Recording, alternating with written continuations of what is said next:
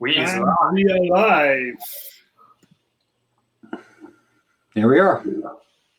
Just say hi in the chat if you can hear us. Hey, Martin. And if you're wondering why you're staring at my chin, it's because for most of the webinar, I'll be looking there, not there. Oh, very nice chin it is too. Hey, Gary. Bradley, great. Glad you can hear us. We were having a bit of problems with audio visual sync earlier. Does that look all right to you, Peter? Yeah. Yep. We're all in. We're all here. With, two Peters and Tim Robbins. Sorry. He couldn't resist. Cool. So. Call you Grayskull. Great. Here we are on Wednesday, the 1st of April. Yeah. We're too late for April Fools. What we could have done for that. Thanks for joining us. Thanks for being here. This is a Macanta case study webinar. If you've been here before, if that's not what you're here for, then it is an April Fool's Day. Yeah, lovely to have you, regardless. So I'm Pete Dixon. The other kind of bald, but definitely bespectacled and bearded chap on the call is also called Peter, with an I, and he's my co-founder in Macanta, and we're joined on this particular webinar case study. Is it a webinar case study or it's a case study webinar? I'll get that right. By Christian Wiles, a good friend, a colleague, fellow Keep partner, and downright awesome guitar player. And I don't know if we have time at the end or if there's a part 2 or whatever, we'll get him to play his 15-string electric guitar or something mad like that. No, absolutely amazing. Yeah, great to have you with us, Christian. For those of you who have joined us before, you'll have an idea of the flow. I ramble for about 4 or 5 minutes at the beginning, just introducing people, and then the real work commences when Peter actually has a sensible conversation with our guest of honor to talk about their business, figure out where Macanta is a fit in that business, and then actually, in the course of the webinar, build the Macanta system, or the first iteration, if you like, of the Macanta system for that business. Because if there's one thing that's true about Macanta, it's built to evolve with you and with your business, unlike most other CRM systems, which is you buy it and that's it, and you've got to fit your business into the model that's already there. So is that enough rambling? I'm getting a bit quicker with the rambling. I might get it down to 90 seconds sometime. But without much further ado, I will say, by all means, ask questions as we go. I don't think Peter's able to see the questions as they come up because he'll have his screen share, but I'll keep an eye on them and kind of interject them as they go. So take it away, gents. Yeah, so nice of you to join us. Christian, do you, because obviously we've chatted offline and we've done some bits and pieces, so do you maybe just want to give everyone an overview of the business that we're building the system for and who's involved, and then we can map that back across to the work that I've already done and what we're doing here this evening? Certainly. So the business that we are mapping is for a commercial real estate broker. And the problem that we're trying to solve is that typically your agent spends time in the office, they spend time on their phone, they spend time on the email. They go out of the office, they drive around the city, they see spaces, they have meetings.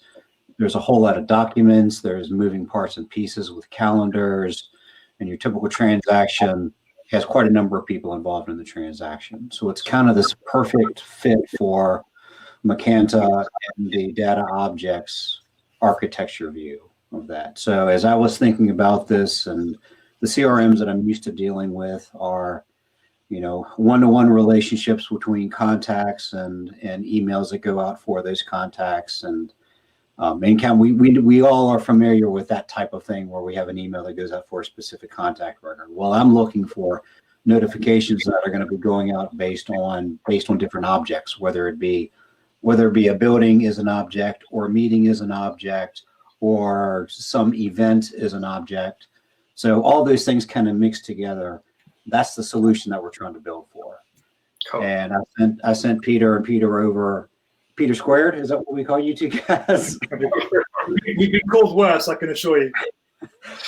Yeah, so I sent you guys over a spreadsheet of contacts, companies, relationships, properties, property types, feature types, email, SMS notifications, file boxes, notes, document syncs. Those are some of the things that we're going to be trying to connect together and come up with a system that would work. And some of the things that we haven't talked about, which are yet to be discussed, are, well, what happens between the phone, what happens with voice recordings, what happens with transcriptions and calendars, and, you know, maybe that's part 2. So, yeah. And you've got there's a lot riding on this, isn't it, for you? It's fairly close to home. This. Well, yeah, my wife's a commercial real estate agent, and she's working from home right now. Okay, and what did we do? Sunday 3 weeks ago, we went into our office, we grabbed boxes of files, and we brought the files home. And then she's going through her files and she's cleaning things up and she's figuring out what goes where. And they happen within her own office, they work as a team. Okay, it's not just one broker who owns the deal and they keep that deal close. It's a number of agents that work together to move the entire deal to a close. So how does that affect when you've got a couple of boxes of files that have all your specific information in them? Well, she's got them. Her associates don't have them. What happens if her associates need them? What happens if her associate wants to have a meeting with a client across town and we're in this lockdown period, right? So there's that whole data transfer part of it that's really kind of near and dear to my heart, to make it easier for her and her colleagues to work together in a way that makes it more efficient, and they've got their hands on the information as they need the information. So that's a part of it too, the data management, the file management system, and how can Macanta work into this solution for a true management, a document management system. So yeah. Cool. Okay, so I think what I'll do is I'll start sharing my screen. I'll turn my camera off, and then we'll look at what I've done off the back of the spreadsheet and how I've interpreted that into Macanta, and then we can carry on with more of the detail inside Macanta. So just give me a second here.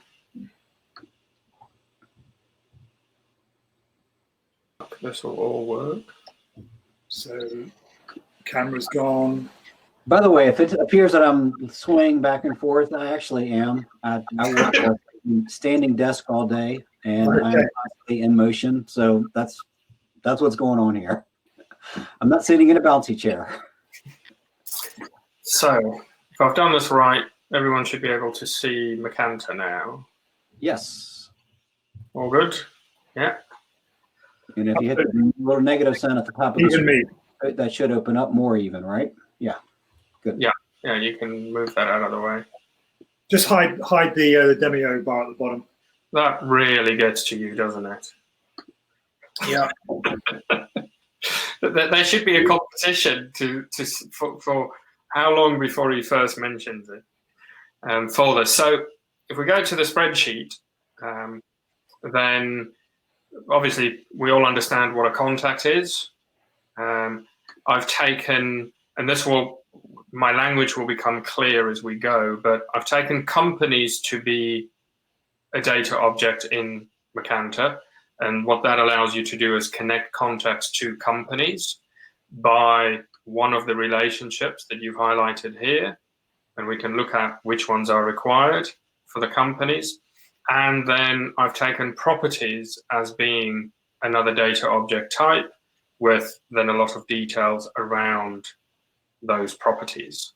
So I'll show you the spreadsheet. What it became is then that we've got here companies, and we'll tidy this up as part of this webinar, but we've then got the company details in there, and then you can connect contacts to a company, you can connect multiple contacts to one company, or one contact to multiple companies, depending on what we need. And then at the time, just in that Peter, you actually addressed the question that Gary just asked. He said, "Can you have multiple relationships?" Yeah, you can have. So if you go in here, I'll quickly show you. So in this setup at the moment, those are all the relationships that are available as it stands. So I don't know how many there are, but there's probably 12 or 15 of them. And that's not, just to be clear, when you get Macanta, there are no relationships. You create those. It's not that we've said, well, here are 12 that you might use and go on with those. You just create the relationships that you want. Just to answer Gary's question, also another way is that you're not limited to one contact only. So, for example, you've got a leasing agent, administrative attorney, and closing agent. It might be that one contact is both the leasing agent and the closing agent. So one contact can have multiple relationships themselves. Yeah. And just Martin's question, no, that the spreadsheet that I showed you is just a Google sheet that Christian put together. It's not communicating with Macanta or anything. It's just I asked him to put a spreadsheet together and tell me those things. So no, it's not specific to Macanta or anything. And it's definitely not complete. It's just, hey, here are some of the data fields that are needed. I'm not quite sure what Martin means by not an upload. So he's saying you didn't take that spreadsheet and upload that into Macanta. No, I just used it as a bit of a blueprint or a map to decide, well, okay, companies need to have these fields, and these are the relationships we're having, and this is the information on the properties. So we'll probably add a couple of fields here as we are, so you can see how to do that. But if you go to inside your Macanta app, if you don't have one, you can sign up for a trial. But inside the Macanta app, if you go to the knowledge base, there's walkthrough step-by-step videos on how to do anything that's not clear as we go here. Because we did that because I didn't want everyone to sit and watch me build all these fields. Once you've seen me do one, it's then tedious for the next 20 minutes while I do the rest. So we've got our companies, and they can have relationships, and then we've got properties, and they have relationships. But I've also added a field, related company, because we can connect a property to a company. I've done that as data reference. Now, if we go through this now at the start, Christian, there's a few things that I made assumptions on because they weren't specified on the sheet, and that we can change before we start doing too much here. So the first one is my thinking right in that the company should be a reference field so that I can connect a property to a particular company? Or are they not really related?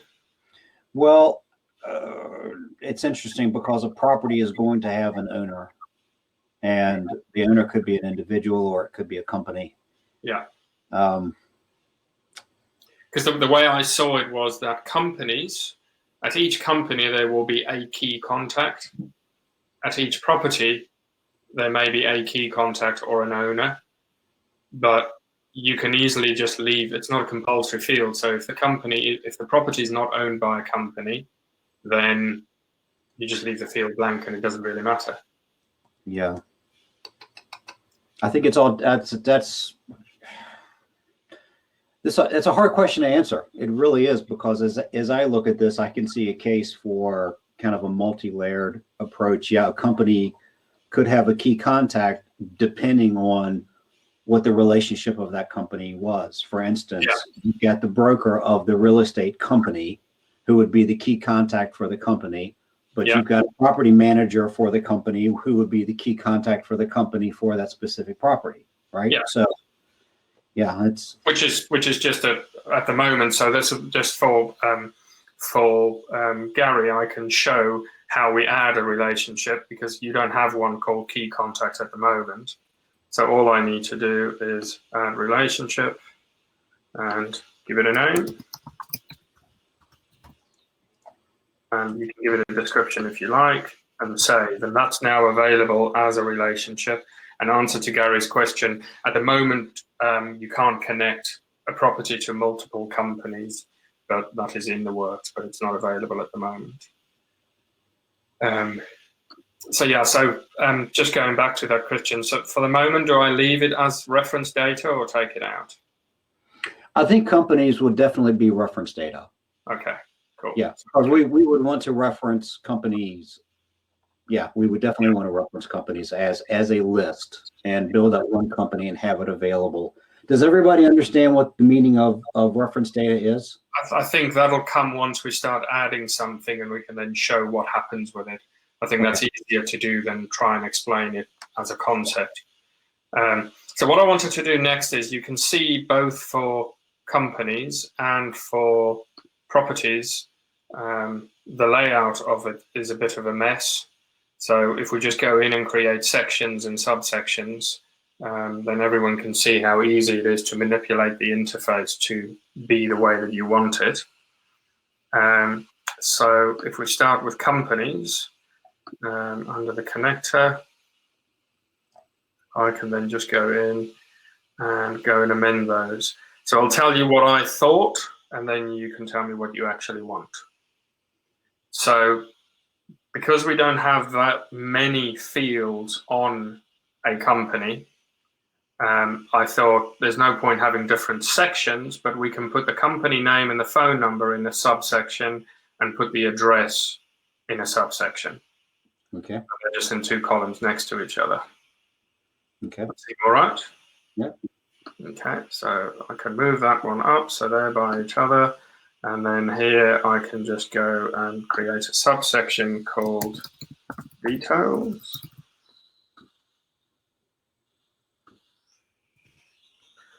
And I can also say I want, the same way you've got table headers in a spreadsheet, I can say, yes, the company name I want in the header, and I want it to be in position 1. And then if we go to street address 1, I can go in and create a subsection called address, put that on all those fields.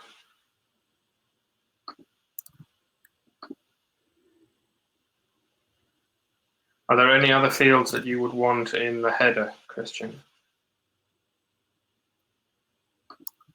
We've got name and address. So just the first line of the address. I'd have to see it. And by the way, the screen for me, and it might just be my internet connection, but the screen is a bit blurry. I don't know if it's that way across the board. Yeah. Is it blurry for anyone else? Ian says yes, Gary says yes, a little and blurry. So that's the perils of everyone being at home. Yeah. On the internet. If you can all go back to work, please. Please, can we?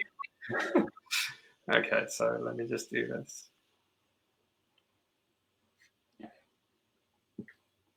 Peter, I understand the concepts of what you're saying. Yeah. So let's just say that you're right in how you're setting this up. Yeah. So and then if we want to change it, we can change it. But I understand it. So for the sake of everyone else, let's just say you're right. Okay. I find the day goes easier that way anyway. So now you can see we've created those subsections, details and address, and those fields are now grouped together rather than it just being the random mess that it was before. So that's what we've done there. If we go, and one more thing that I wanted to do for companies, because I wasn't entirely sure what kinds of companies they are. I've not specified, other than one, because I needed at least one.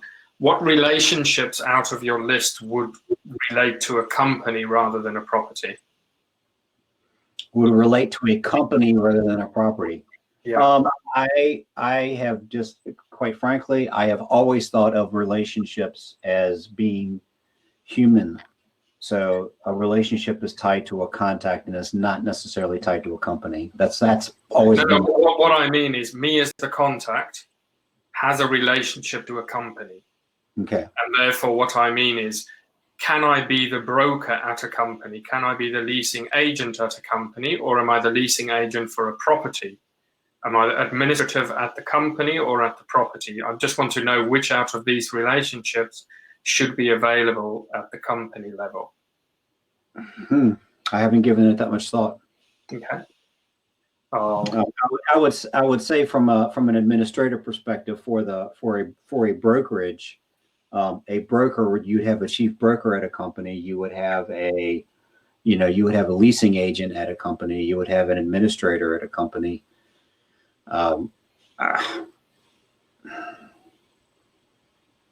That's a hard question to answer, Peter, because as I'm looking at them, I mean, all of these could be related to a company. That can be the right answer. I just needed to know. Yeah, so, I mean, they all could be related to a company. But yeah, we'll go with them all. Okay. You're asking me this for a reason, I'm sure. Just because I need to know which boxes to tick, to be honest. And then, aside from that, are there any of these that most definitely you can't have more than one of at the same company? I would suggest key contact. Probably so, yeah. But the others, there could be multiple at a company. Sure. So for everyone else, I've now chosen which relationships we can have at a company, and then I can say, or I can restrict whether they can have multiple of those, can be there or not. It depends on, so for instance, key contact, in my mind, there's only, if you're not the only key contact, then you're not the key contact. But you can see that we can have multiples. We can set a limit for it. In this instance, we'll just leave it blank, and therefore you can have as many tax agents at the same company as you wish. It doesn't really matter. But I'll leave key contact as no, and that means there can only ever be one key contact per company.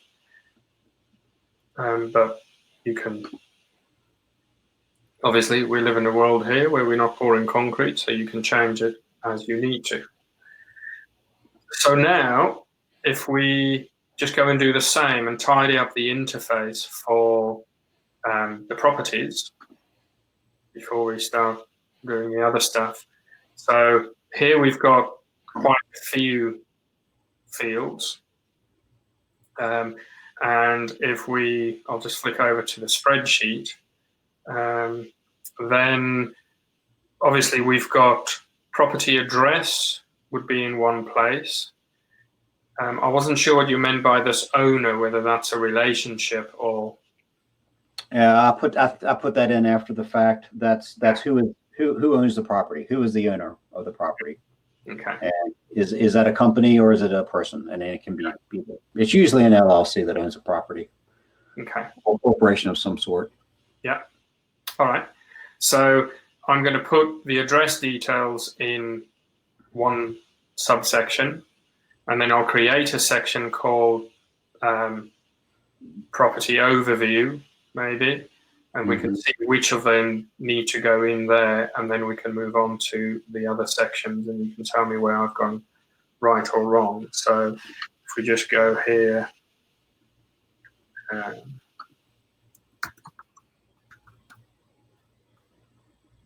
overview can be in one, and I would put related company in overview as well. I'd say so. Question from Warren: before you start, should you map out in a spreadsheet? I'd suggest you do, yes, or on a whiteboard or anything like that, just so that you've got an understanding of the moving parts in your business that you're trying to map together. Because, of course, I could have done this call with Christian without the spreadsheet, but that's because I've spent years building this kind of stuff, and I know it quite intimately. Whereas if it's not something you do every day, having those building pieces and everything mapped out on paper or in a spreadsheet certainly helps in advance. So I would say property type I put under overview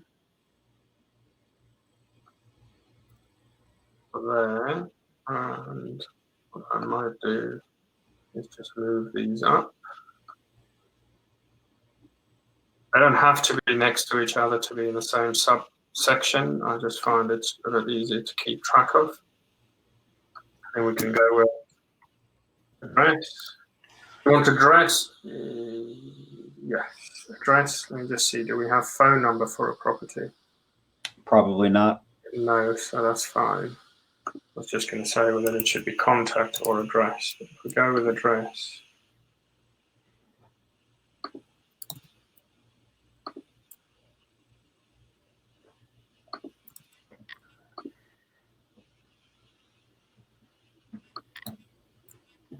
I mean, I wouldn't set it up, Peter, so that you have people, like contact people associated with properties. I would have properties associated with key contacts, and then all that, because that key contact information shouldn't change.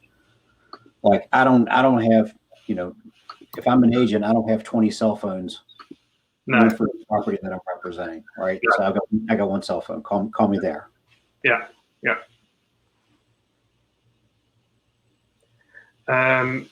Warren, at the moment, let me just save this. The fields for the contact is fixed and very minimal. It's essentially what you see up here with name and email, company, and then you've got billing address and shipping address. Everything else is built as data objects on their own because the automation and everything is driven by those data objects like companies and properties, not by the contacts as you would have in a normal contact-centric CRM system. Because one person can have multiple companies, and therefore I want different automation to happen depending on the state of those different companies. But Peter, I could build an extension of a contact record that is a one-to-one relationship between that contact and that extension. So I could build out custom fields, and I could say these fields only belong to this one contact, and they're not shared by anybody else. Correct? Yeah. So you would, in that instance, you would create a data object, perhaps called additional contact information or additional information, and then you just set it that the only relationship is key contact, and there can only be one of them. So then for every contact, you will need to connect one on a one-to-one relationship. Okay. So yeah, you can certainly do that. So we've gone down to country. So now if I just look here, we've done name, street address, and we've done property type. So now we're on to features, which I would say, just to show everyone how we do sections, and once I've done this, it'll be clear to you. So I'll just go through this quite quickly, setting up this section, and then you can see what the result is so you understand what I'm doing after that. So I would put in that we have a first section, which is just called general information.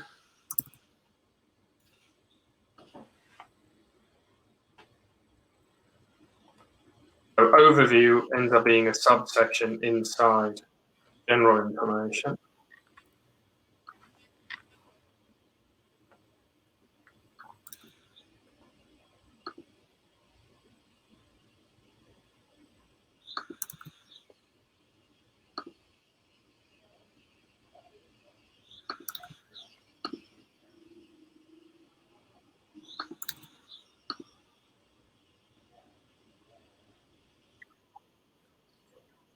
Highlight of where your mouse is.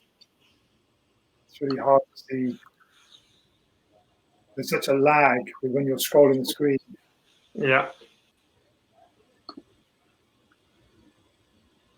Okay, so if I go and refresh that, I think I've caught all the fields I wanted to.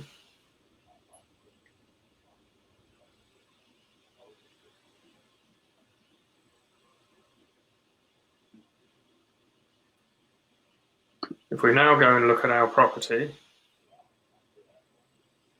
we've got a section at the top here, general, and anything that you haven't set a section for is there by default. If you go and set a section for every field, then that general one just doesn't exist.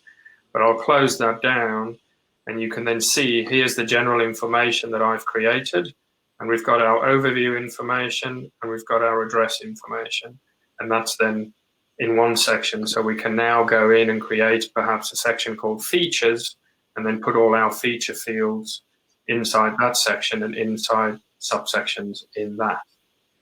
Okay. So Peter, can you do what you just did as far as showing those and slow it down a little bit and allow the screen to resolve a little bit? Yeah, I can do that.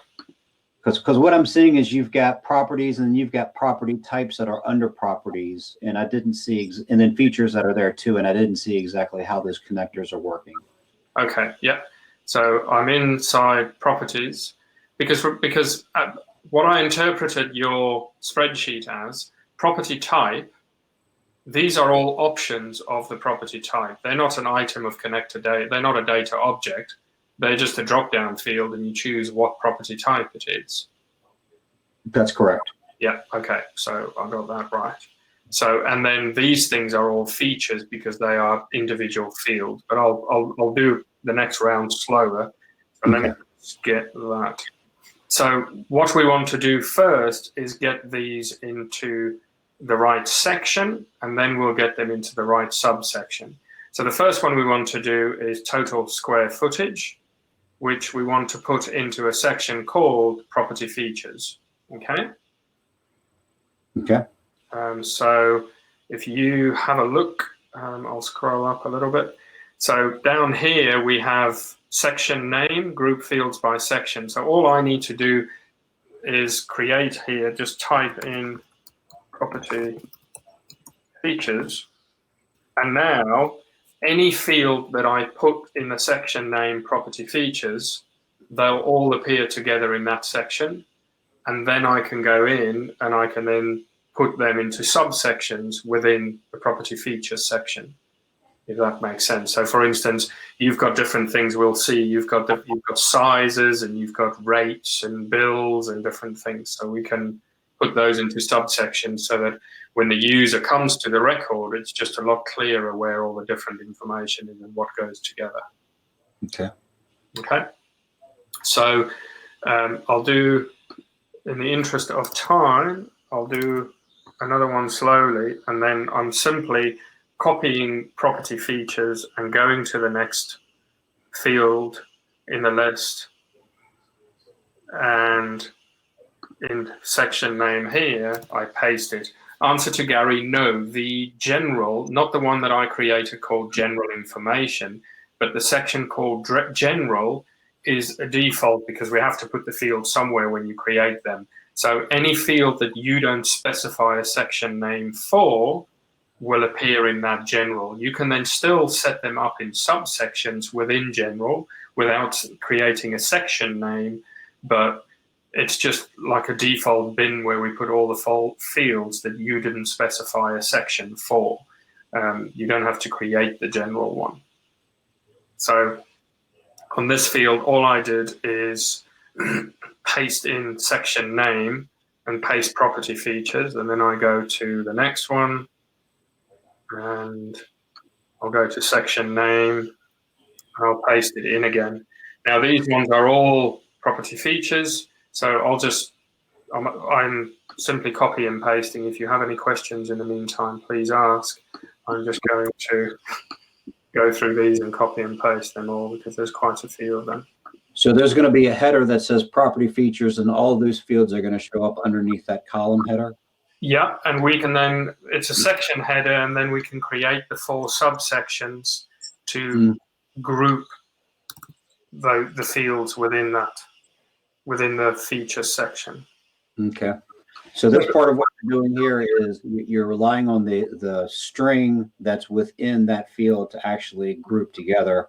Yeah. But there is some drag and drop here that's available as well. Correct? Yeah, you can move things up and down to put them next to each other if you want to. But it's not necessary. What I will say is, if you don't group them at all on this page, the first field to have a particular section name will be the first field in that section. Okay. And if there are then 5 fields in another section and then the second one in a particular section, that will be the second one. So these are definitely controlled by the string, not controlled by the drag and drop order that they're in. Yes, that's the top line control. The drag and drop order is secondary. Great. Gary's question, can your subsection within the individual features, for example, can you subsection within the individual features? The way I understand what you're asking, I'd say yes. And that's what we're going to do. So we're setting up a section called property features. And then within that, we'll set up subsections, because we've got here, is there a kitchen? How many offices are there? What are the gas bills? And some features that I've got no idea what they mean. So we'll look at which ones need to go together. So you've got taxes, insurance, things like that, that'll all go together. Yeah, is triple net, taxes, insurance, maintenance, other dues. Yeah, they're all kind of very similar. 2 to go.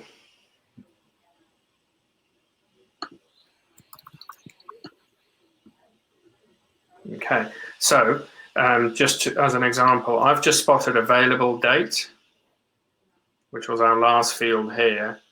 I suggest we move it up so that it's in the overview, rather, because it's not a feature. It's probably moves in the top. Yeah, and then we can add it in the header as well. For that. And what have we got? Where am I there? So that can go with next to property type. And let me just see what the subsection was. Overview and general information.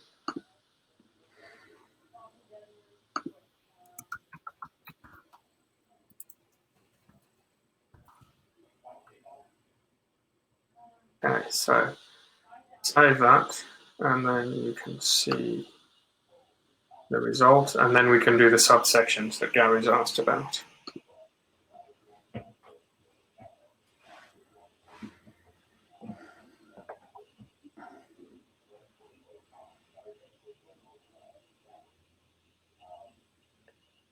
If we now go and look at properties, unless I've missed a field, you can now see, Gary, general isn't there anymore.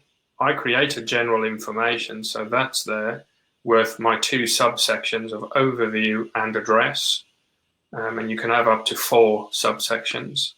And then we've got under property features, we now have all our fields. They're all in the same section, but they're still a bit messy and all over the place. So, excuse me, we'll go and set them up in the subsections. Is it worth mentioning now, or you got in hand, Peter, to talk about the permissions of the sections? That's another reason for using sections. Yeah, that's a bridge across. We'll come to that. I just want to build the interface first. Okay, right. You could just tell me to shut the fuck up as well. That's fine. I was trying to be nice. Why change the habit of a lifetime? Because there are witnesses. I've never stopped you before. So if we're on properties and we then know that square footage is our first feat, so this is where I now need some input from you, Christian. Under what subheading would you want to put total square footage? Keeping in mind, the next question I'm going to ask you is which other fields should be under the same subheading?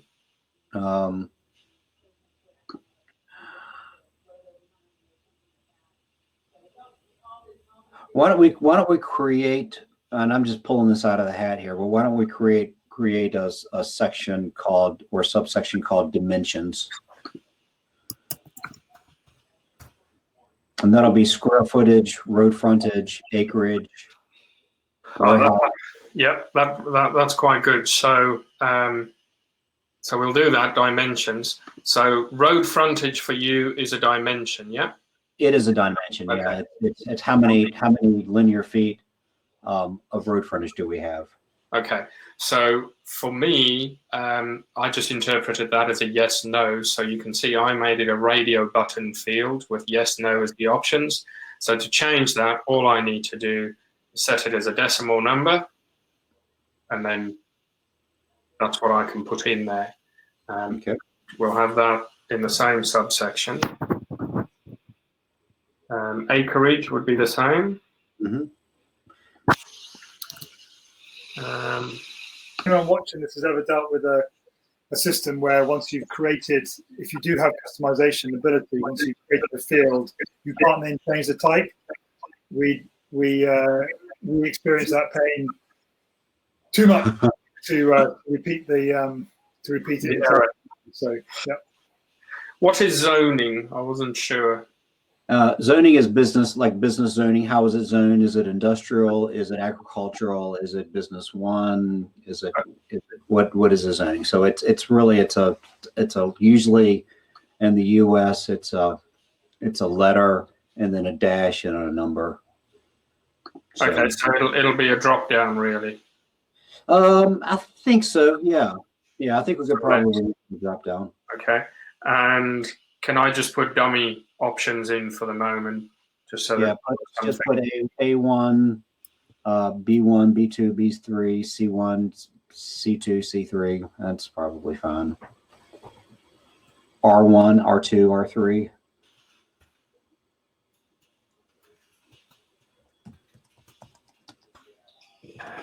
Those are then my options out of that drop-down field, and we're going to put it in the dimensions or not? I would say that it's not quite dimensions. No, that should go. Let me look at my spreadsheet and see what else we've got here. I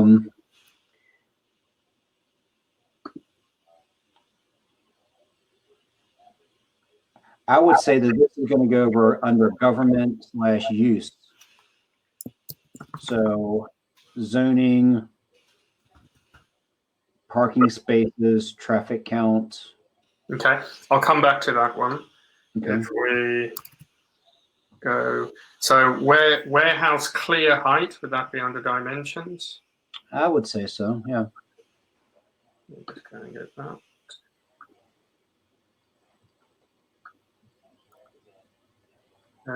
Overhead doors. I wasn't sure what that was. That's number of overhead doors. Okay. So that's going to be a whole number. Mm-hmm. And that goes into... Oh, I think this is going to go into an area that talks about... when all right, so question, I'm going to have overhead doors and I'm going to have overhead door clearance. Overhead door clearance is going to be a dimension, but the fact that it has overhead doors is going to be an amenity, like it's got offices, like it's got a number of bathrooms, like it's got a number of exterior doors, like it's got a kitchen. So maybe it's hard call to make. Keep it under dimensions. Overhead doors and overhead door clearance should be under dimensions. Let's keep it there. Okay, overhead door clearance is also dimensions. Then office square footage would be dimensions. Yep. Warehouse, the same.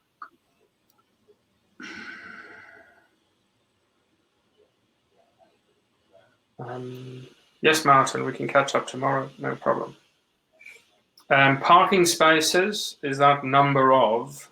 Yeah, it's number of parking spaces. And that's going to be with the same as whether I've got a kitchen or... Yeah, I think this is going to be amenities. Did I spell that correct? A-M-E-N-I-T-I-E-S? Yes. Look at me go. Now we've got asking price, which would be... what subsection do you want all the financial stuff to go? financial. Look at that. That was quick. Traffic count, is that dimensions or amenities? And what is it? Is it a whole? Is it What do we put zoning under? Government / use? Yeah, put traffic count under that. Government / use. That's yeah. And what is it? A whole? Oh, why did I do it there? It's number of thousands of cars that come by a day. Okay, so again we've got whole number. What did you say? Yeah.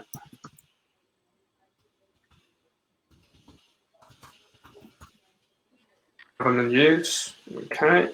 Average electricity bill, financial.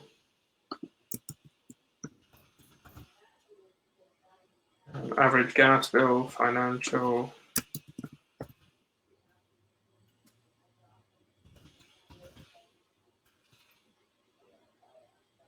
Average water sewer, is that a bill as well? Yep. And then we've got all right, so let's do this. We talked about zoning. We talked about traffic count. We can now talk about electric company, gas company. I think this is actually feeling like municipality. All of that's feeling like municipality. So what did we label zoning? Government use.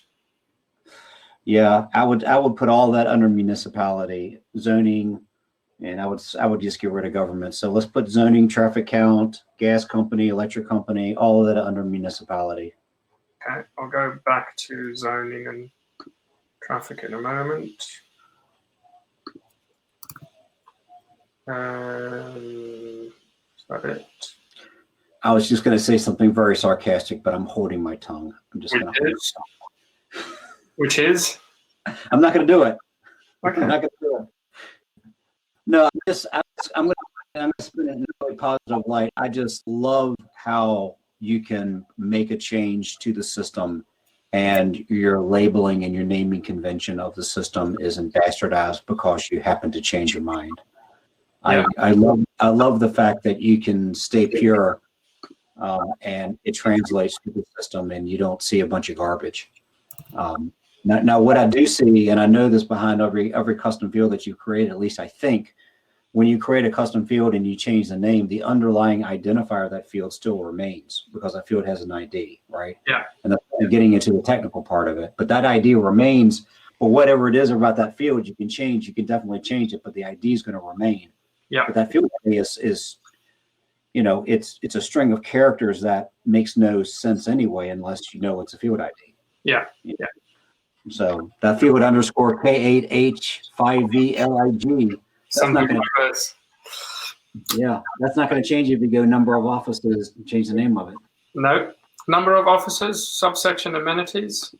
Number of offices, yeah, amenities. Same for bathrooms. Yep. Kitchen. Is kitchen number of kitchens or just a yes, no, there is a kitchen? You know what, I was thinking that was going to be a yes, no. Yeah. Sewer or drain field? Yeah, that kind of goes in the utility area. Which we called municipality. Yeah, boy. Yes, municipality. Is triple net? What's that? That's basically does it when you're making a lease payment, are you paying taxes and insurance and maintenance in that lease, or are you paying that above and beyond the lease? So is triple net included? Yes or no? And if it's not included, then what are the taxes, insurance, and maintenance? Okay, cool. So that will go under financial. Yes. As will taxes.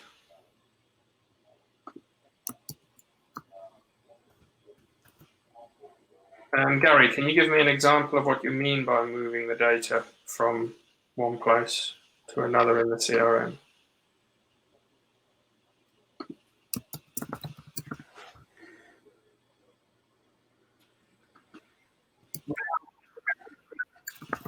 what he means?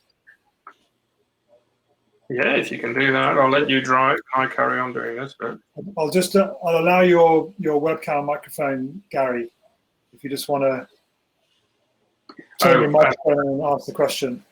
That's all right. I've got it, and the answer is yes. The answer is yes.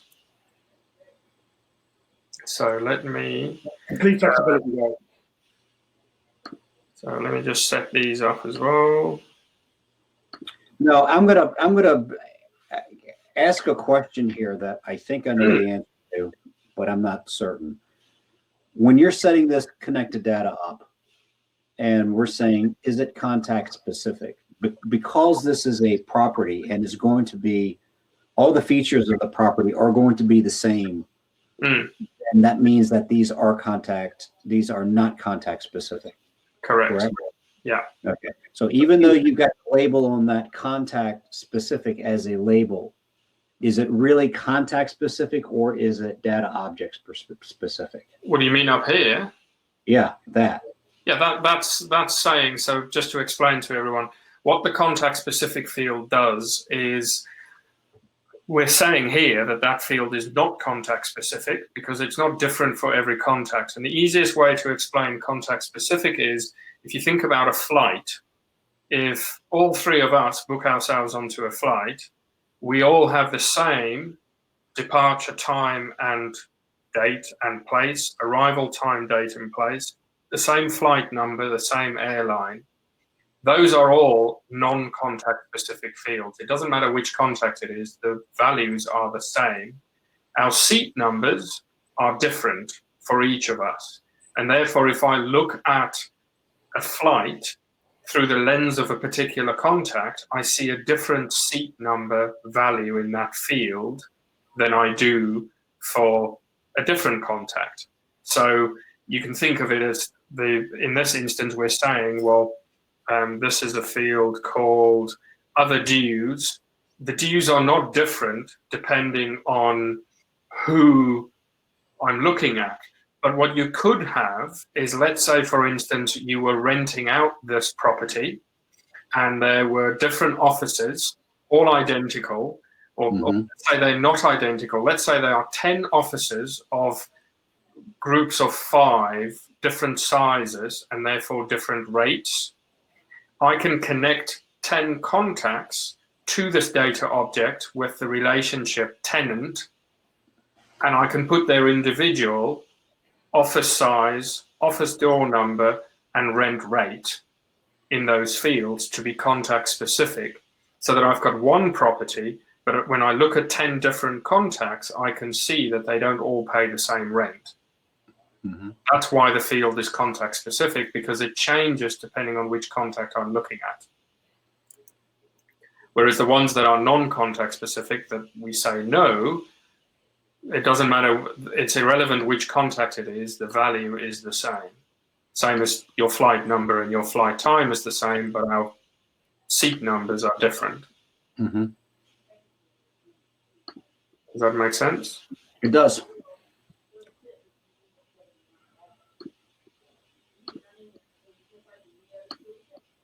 Note to self, we need a select all button.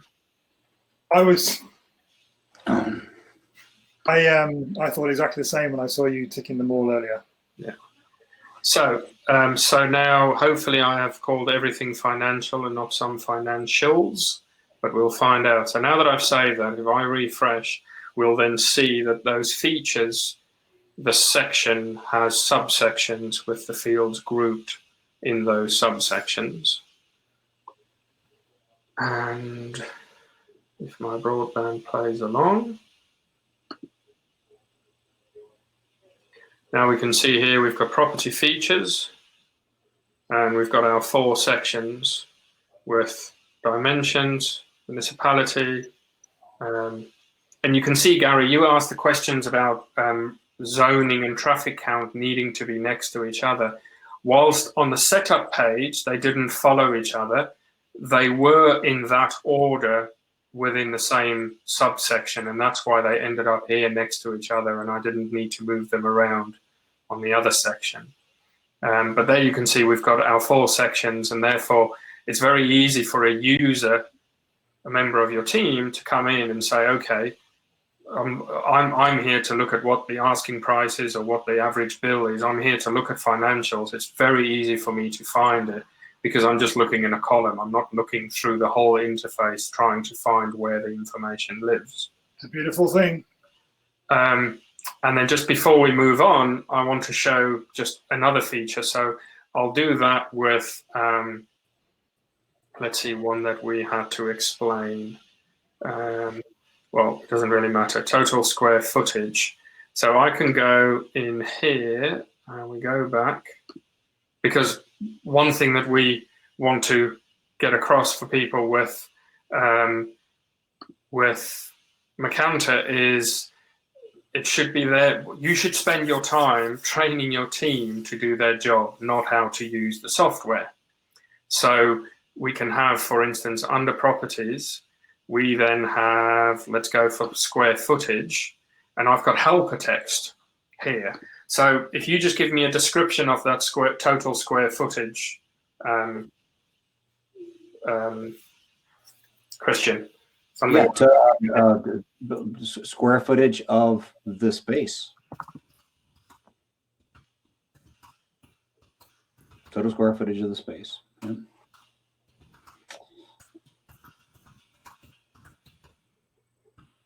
If I can spell, this will all go better. Okay, so I've got that in there, and I won't go into it now, but you can use Markdown to put bullet points and to put bold text and all different things, and we show you how to do that with that guide, and you can preview it.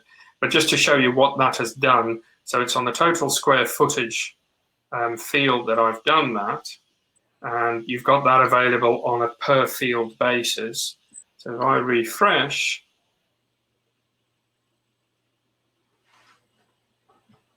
I love Gary's comment there. I don't know if you've seen that. he likes the way it's growing. Yeah, that's the beautiful thing about it, Gary. Just to evolve it, build it as you go. So now you can see this question mark has appeared next to total square footage. So if I click on the question mark, it tells me this is the total square footage of the available space. And I can then close that. So for the fields that need it, you can put explanations in the interface, which then, especially for new team members, new people working for you, it's then a lot easier to train them because the interface can tell them what to do and what not to do. And because it's marked down, you can include links through to internal knowledge base articles that have got perhaps videos about how to explain something or how to fill the thing in. So yeah. And if I don't like the size of that question mark, I can go into the CSS of this and I can restyle that and make it smaller, correct? If you are that way inclined, yes, you'll be able to do that, which should be under admin, under look and feel, you've got custom CSS. Yep. Okay. And you can make changes to those kind of things. So that's the basic layout of the system. So I think just because we've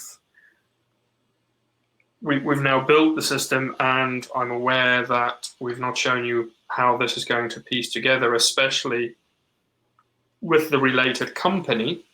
I think, Christian, if we just quickly add a couple of companies and then go and add a couple of properties with each of them related to a different company, then that will show what we've ended up with.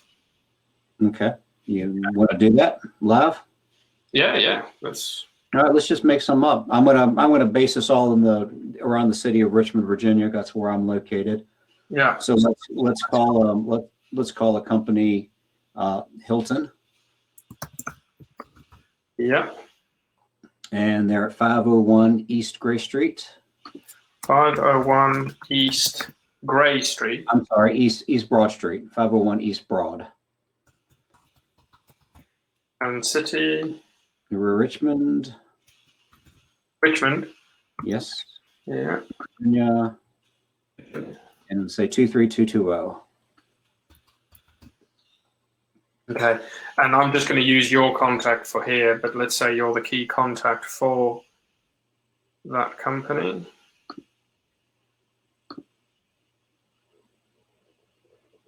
There we go. So you now have, and now you can see, which wasn't obvious earlier, now there's a company that I can select. So if we go and add another one. Okay. Let's add my friend Risty. Company name. Oh, and add another company. Let's call it the Hyatt. How are you spelling Hyatt? Hyatt. Like so. Okay, and they're going to be across the street at 502 East Broad Street.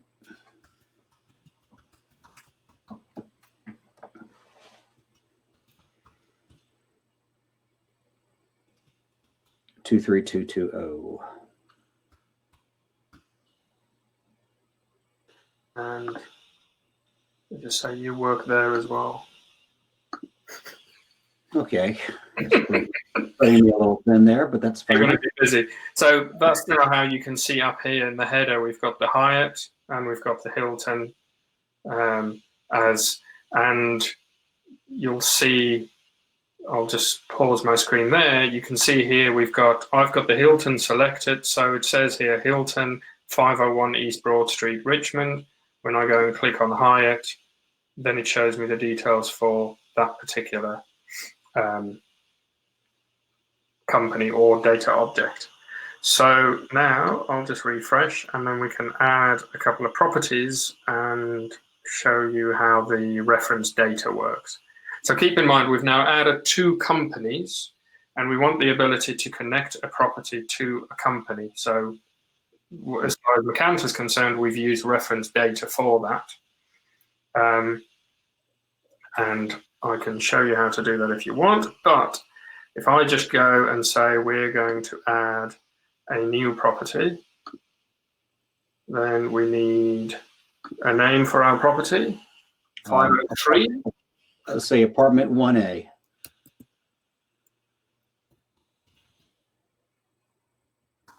What are 2 keys in apartment? Yeah.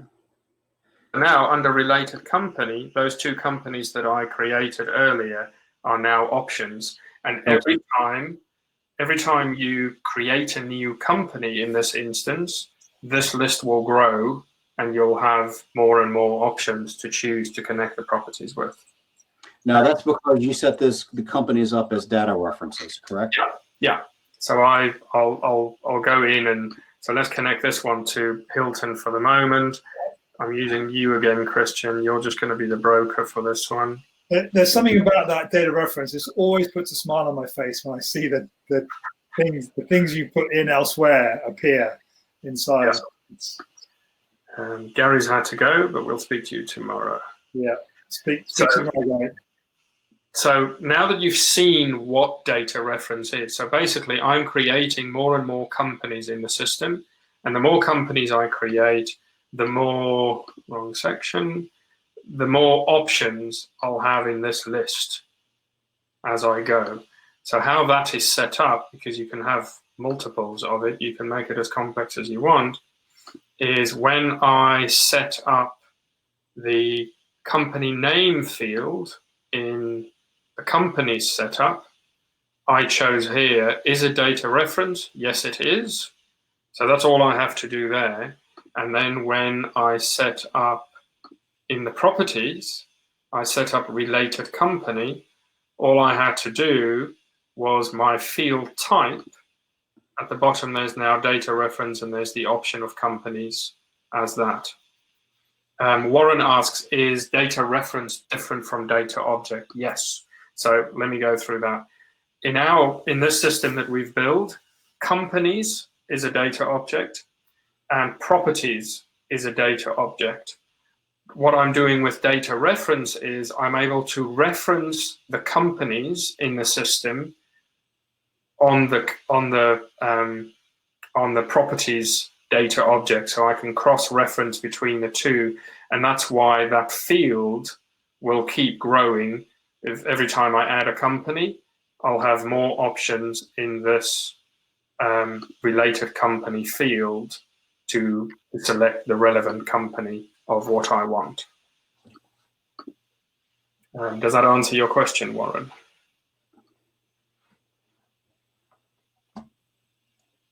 Cool.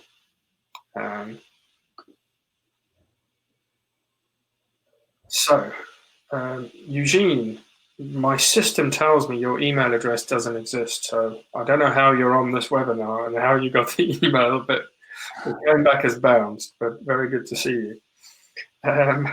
So that's where we are at the moment with that.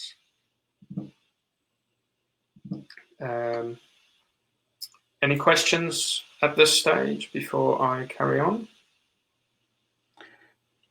I'm good. One of the things that we haven't talked about in this, and I don't think that it's in my spreadsheet, is how I'm going to relate a person to a company as, or a person to a property as that person being the potential leasee of that property and interested in that property. So how am I going to connect that person as a leasee? I don't even think I've got that set up as a relationship. Yeah, so that's a good, it's just another good way for us to show how flexible this is. So before we built all these companies and properties, we've now found, well, actually, now that we've built the whole system, there's another relationship we want. Okay? Mm-hmm. So we just go to admin, go to relationship, and what did you say it was? Leasee. You're going to have to spell that for me. Lessee. Ah, and is that the person who wants to rent it? That's the person who wants to rent it. That's right.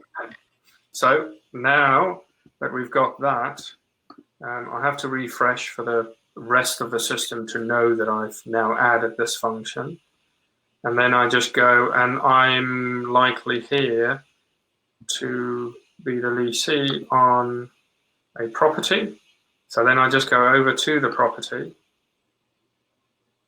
And at the bottom,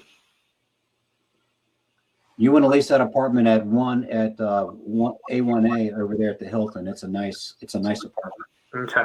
So what we're saying, that's me, I'm interested in leasing it, but I'm going to say that I can have multiple, because until I'm actually the person who's moved in and I've put money on the table, you don't want to say that there can only be one.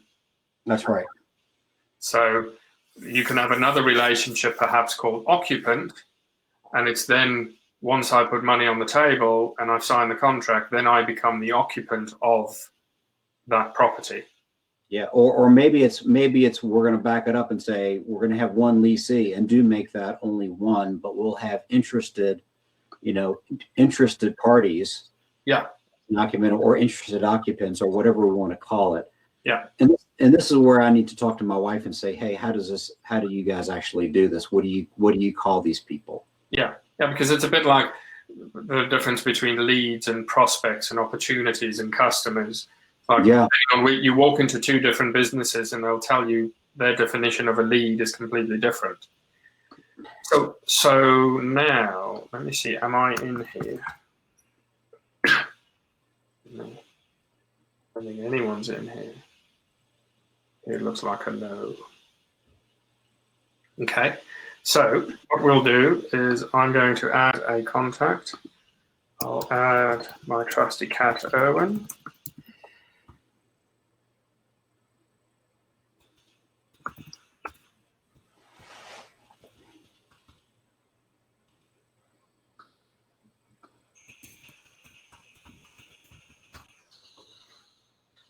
I'll just save that there. So now we're going to do it the other way around. Now I know Erwin is interested in which property did you say? The one at the Hilton, apartment A1A. Okay, so now I'm going to go to properties for Erwin, and I'm going to say connect to an existing.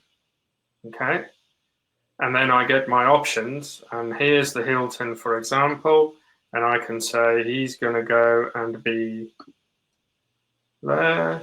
The leasee. Yeah, and I say connect. Yeah. And now, here's the thing. I can now see, okay, there's Erwin with that property.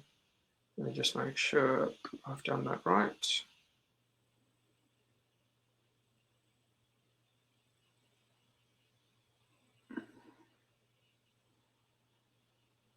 Or have I used the relationship? Yeah. So there's Erwin with apartment 1. But I can see here, without going anywhere, I can see that Christian is the broker for the same property. Mm-hmm. So, and if I go to Christian, let's load your contact.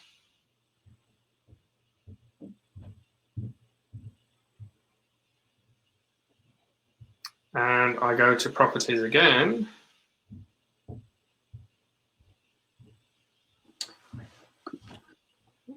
I can see that Erwin is the one who wants to lease it. Got it. Okay. So Peter, I'm going to ask you the question that anybody who's watching this may have already had this question. As I've seen you enter in people and enter in a company name for a contact, and I know that is a company that is on the contact record as a contact field. How does that company relate to the connected data object called companies? It doesn't.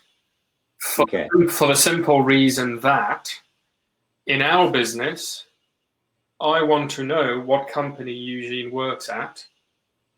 So I put it in the contact record, but his company doesn't exist. We don't have companies as data objects in our own app, our own Macanta setup. For us, one of the key ones is the Macanta install. So, for instance, in our app, there's a data object called Macanta installs, and there will be one with an app name called IR299, which is yours, that holds all the information for that. Your contact record shows us you work at Automate today, but we have less of an interest in companies than you do in this setup, which is why they don't relate, because they're not. Because I could be a tenant and I work at Starbucks corporate. You know that about me as a human being, as a person, but that doesn't mean you're going to have Starbucks as a company in here, because Starbucks is not one of your companies who owns properties that you are dealing with in the example we've built so far. No, but if I've got a broker and I've got leasing agents who are coming into the CRM that I'm communicating with, and I enter their information in and I put their company name in as part of the contact record, that doesn't translate to the company. I still have to associate them with the company that's in the data object area. Yeah, because you could let's look. A lawyer would be a better example for this. I could be a lawyer and I work at propertylegals.com. Okay. I can be the lawyer for the Hyatt, but I don't actually work at the Hyatt. Therefore, you connect me as a lawyer to the Hyatt because that's my relationship with them. I'm their legal representative, but it doesn't mean I'm an employee of the Hyatt. I actually work for my own company. And by the same token, I could be a lawyer who works for propertylegals.com, but I'm actually connected not to a company, I'm connected to a property because I'm a tenant. Does that make sense? I understand what you're saying. I'm asking, I think the bigger question that I'm asking is, have you really dived into this part of the application the way that other CRM systems that we know of have dived into this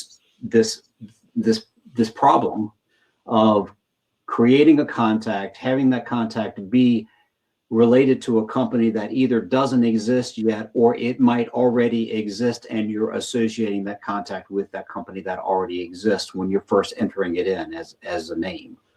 Have you really dived into that? I suppose no, because I'm not entirely sure what you're asking. All right, so I'm gonna still take Automate Today out of this. Okay, I'm gonna say, hey, I'm a broker with my wife's company, Sparity Real Estate. Yeah. Okay, Sparity Ventures. Great. I'm going to enter in my other associate, Rob Hensley. So I come and I put Rob Hensley in here, and I start typing Sparity Real Estate Ventures as the company. Yeah. So Sparity Real Estate Ventures as a company is not a part of the connected data yet, because it's in here as a contact record. So I have to come in and I have to associate Rob with this other company in the system called Sparity Real Estate Ventures, and I have to set up his relationship with that company. Yeah. Correct.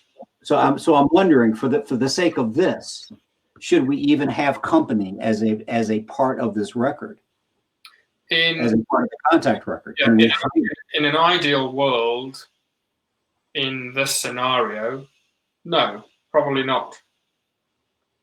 Probably not, or probably not hide it. Yeah, probably not in your app. In our app, having that company name there is perfectly fine and makes sense, because we don't have companies as data objects to associate people with. Yeah. But that's where at the moment, as it stands, that top part contact isn't as flexible as the data objects, but it is one of the things on our list to make that just another data object, so that you don't start with, there's no hierarchy. A contact isn't more important than a company or a property you created from the ground up. But at the moment, contact and the fields that it has is preset. Is that table row hideable? Does it have an ID to it? I don't know. Okay. That's a question for someone smarter than I. I just play with the Lego. I don't make the Lego pieces. What was that question? I missed it. Can I use the CSS or whatever to hide company and auto just that field? I suppose you could, but would you want? Come out of the weeds. Yes. Well, I am talking tactically speaking, because this is when you're talking about having people using a system, this is going to be a point of contention when you have people entering data who are trying to put people in who work for a number of companies. Yeah. Okay.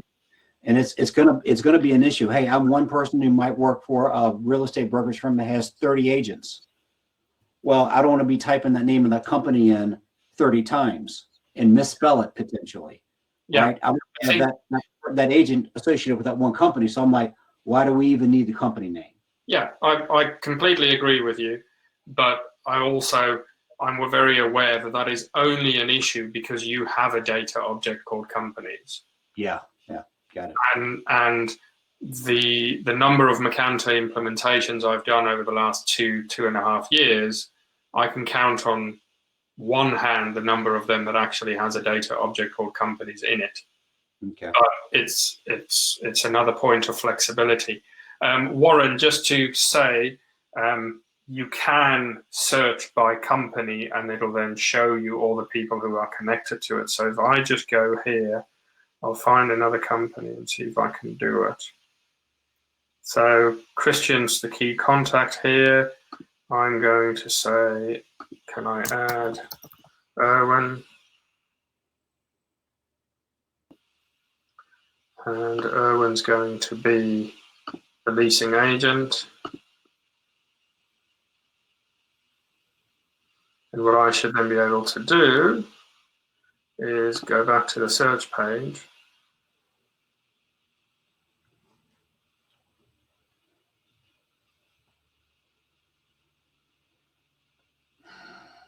And I can say searching by connected data. And what was it? The Hyatt, I think I connected it to. Hilton. Can find out if I did the wrong one. No, I did the right one. So I don't know how clear this is on my screen, but what you can now see here, Warren, is you can see the company is the Hyatt. That's their phone number and their address. And then these are the different contacts and their relationships. So it says Christian, relationship key contact, Irwin, relationship leasing agent.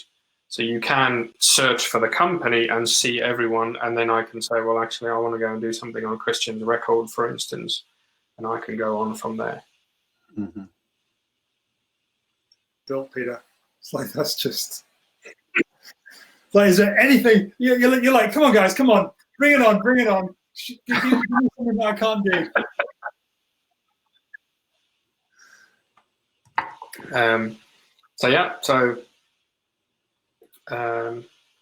That is where we are with that. So I wonder, where shall we go next, or do we? So before I finish that sentence, Christian, what would you want to do next as far as this build is concerned? And then I would want to talk about, and we'll have a look at how document management could be handled. Okay. And by that you mean documents that relate to particular properties? That's right. Okay.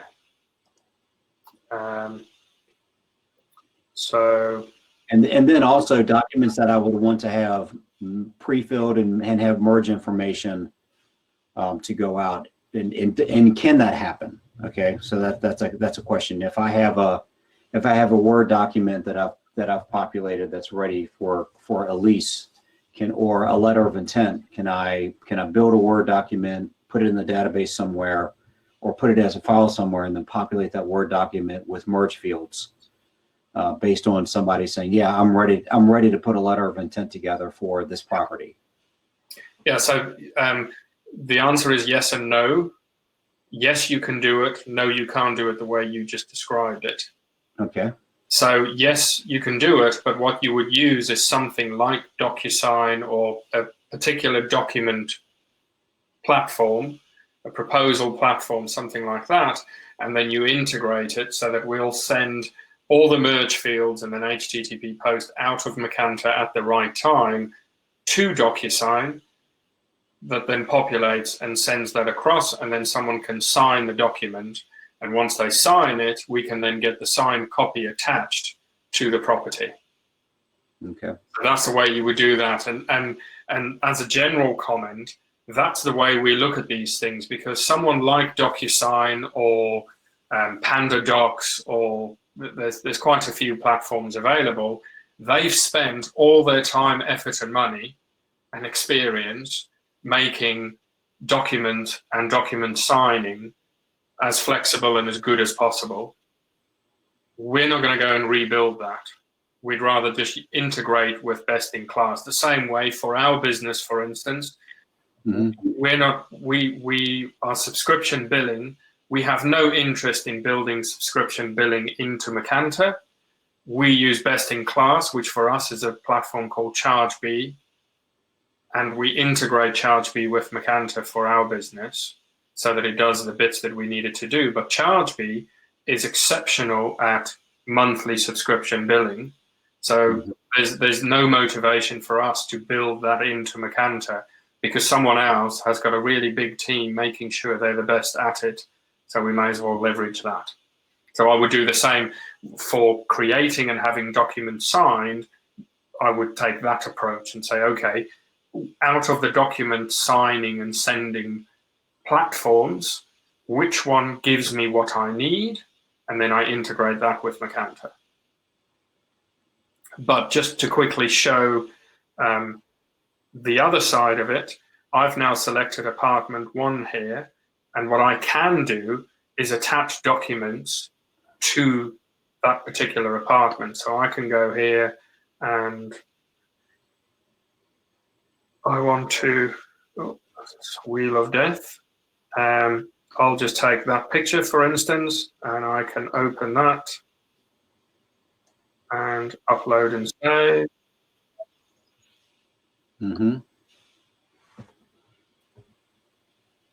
When Andrea saw that, Peter, she said, oh, Peter's wearing a nice hat. So that is now attached. John has to go. Heavy going guys. I'm not entirely sure what John means by that. Yeah. Having to go, or are we going? Oh, yeah. But anyway, so this file is not. How many viewers do we have?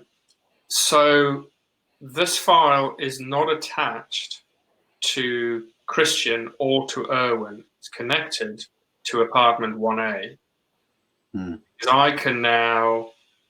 I'm looking at Christian. You can see I'm looking at Christian because his details are up here in the top. Mm-hmm. And I can see apartment 1A and I can see that image, that file. But if I go and have a look at Erwin, I've got unsaved changes. Oh.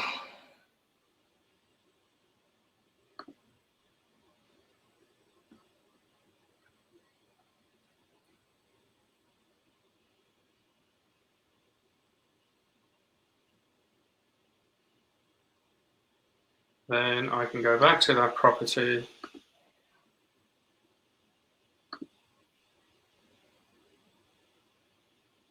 And the file is there as well.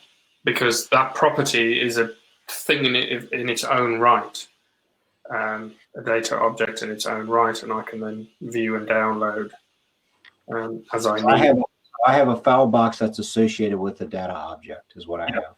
Yeah.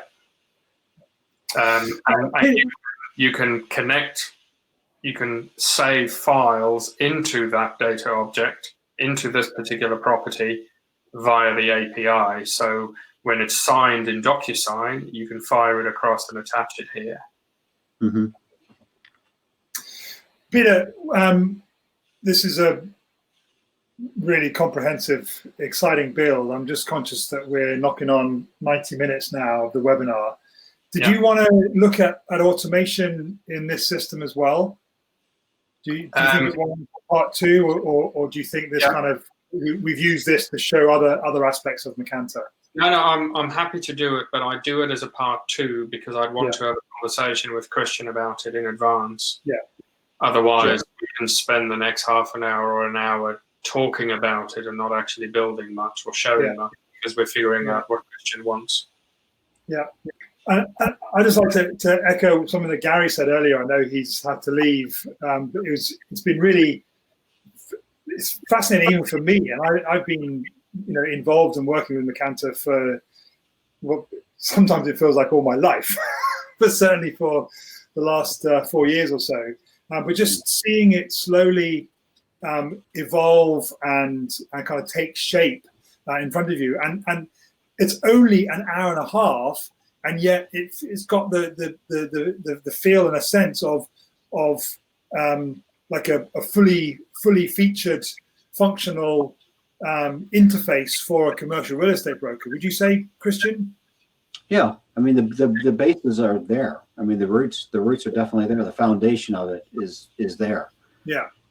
Yeah. Which you can then continue to evolve and build on. So. If everyone who stayed, you get a gold star. John has said the broadcast content is probably best viewed on a big screen as the font size and amount of content is too much to see clearly on the laptop. Not doing us justice. Yes, I agree with you, John. We're probably going to look at other tech options for it because this is the third or fourth webinar where the screen share content hasn't been it's the main part of the webinar, so that's really got to be, top notch. Really appreciate you. I don't know if Peter's still with us. I see him. I see flashing dots. Are you there, Peter? Yeah, I'm here. I'm here. And Warren's just asked, can we share Christian's appreciate spreadsheet? Everyone. Is it possible to share Christian's spreadsheet? Are you okay with that, Christian? Is there anything proprietary in that? Sorry, yeah. Can you guys hear me or not? Yeah, I can hear you, Peter. Can you hear me, Pete? No, I can't. Let me refresh my screen. Yeah. Okay. So what I was going to say, I'll wait for Pete to come back. Oh, Warren can hear me. That's good because I want to answer Warren's question. Can you hear me now? Yes. Yeah, I thought you couldn't because you were just, it's as if I wasn't here. So no, I'm answering Warren's question. Am I right in thinking, Warren, the reason you want the spreadsheet is as an example of the kinds of things that need to be on a spreadsheet before you start building in an ideal world?